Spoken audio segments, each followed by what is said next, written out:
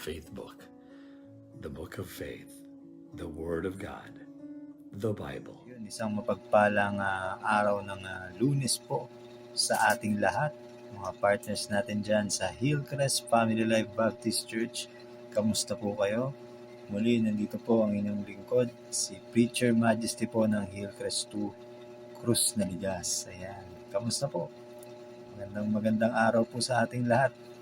Happy Monday. Ayan, sa mga papasok o pumasok na ng trabaho, hindi ko alam kung anong oras po ito mapapanood, no? Pero sa mga papasok o mga nakapasok na ng trabaho, pumasok ng eskwelahan o nakapapasok pa lang ng school, magandang araw ng Lunes sa inyo.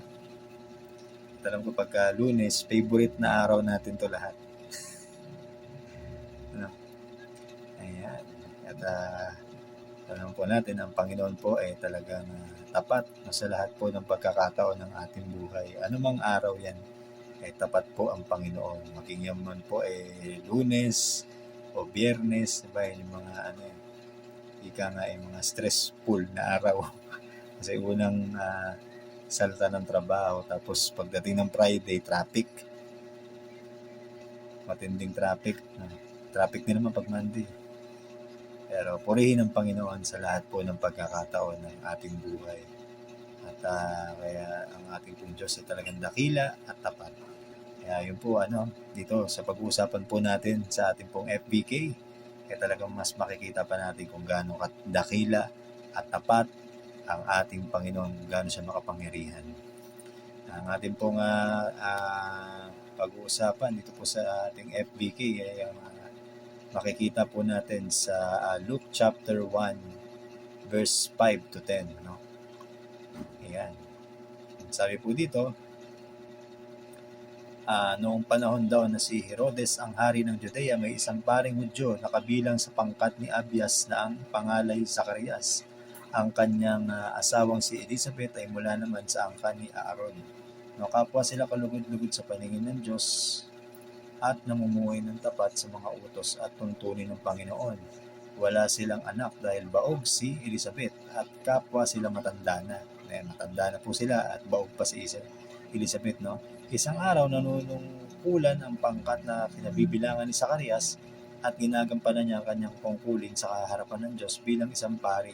Nang sila'y magpalabunutan ayon sa kaugalian ng mga paring Hudyo, siya ang napiling magsunog ng insenso. Pumasok sa templo ng Panginoon sa oras ng pagsusunog ng insenso habang nagkakatipon naman sa labas ang mga tao at nananalangin. Pagkapurihin po ang salita ng Diyos.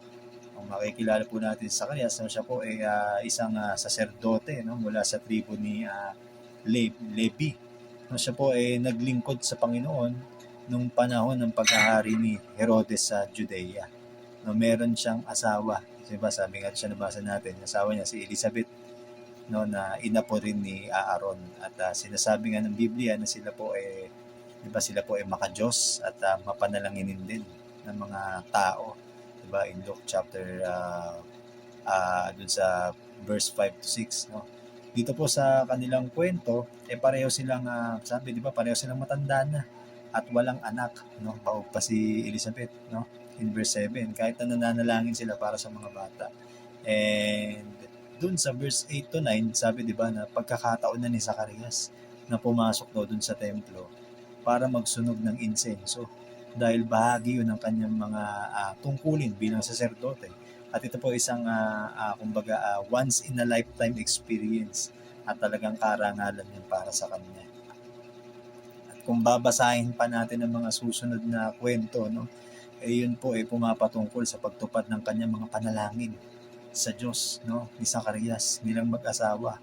Kaya ayun, bukas no, abangan po natin ang mga susunod pa na istorya sa mensahe pong ito, no, na kung saan makikita natin ang katapatan ng Diyos at ang kanyang at ang kapahayagan ng kanyang kapangyarihan na walang imposible talaga sa Panginoon, no. Minsan o madalas o baka lagi, no, nagda-doubt tayo sa Diyos.